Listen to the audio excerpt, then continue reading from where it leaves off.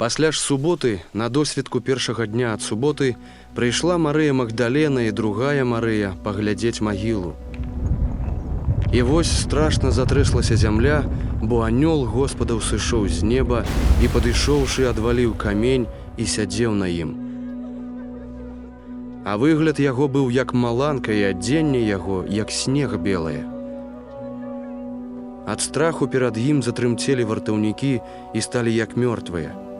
А анёл, адказваючы, сказаў жанчынам: «Не бойцеся, бо ведаю, што вы шукаеце Ісуса, які быў укрыжаваны.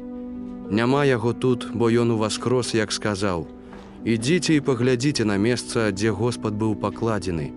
Ды хутчэй ідзіце, скажыце вучням яго, ён уваскрос з мёртвых, і вось раней вас ідзе ў Галілею, там яго ўбачыце.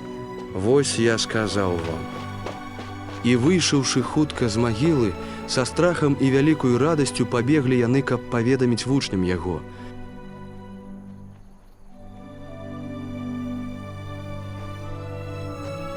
І калі яны ішлі апавясціць вучняў яго, вось Ісус сустрэў іх, кажучы: «Прывітаныя будзьце». Яны ж падышлі і ўпалі да ног яго і пакланіліся яму. Тады гаворыць ім Ісус: «Не бойцеся, ідзіце, абвясціце братам маім, каб пайшлі ў Галілею і там мяне ўбачаць». А калі яны адышлі, вось некаторыя з вартаўнікоў прыйшлі ў горад і паведамілі першасвятарам пра ўсё, што здарылася.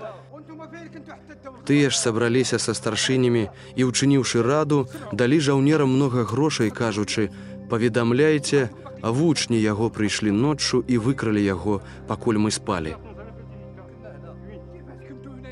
А калі пра гэта дачуецца намеснік, мы яго пераканаем і пазбавім вас пакарання. Яны ж, узяўшы грошы, зрабілі, як іх навучылі. І пашырылася слова гэтае сярод юдэяў аж да сённяшняга дня.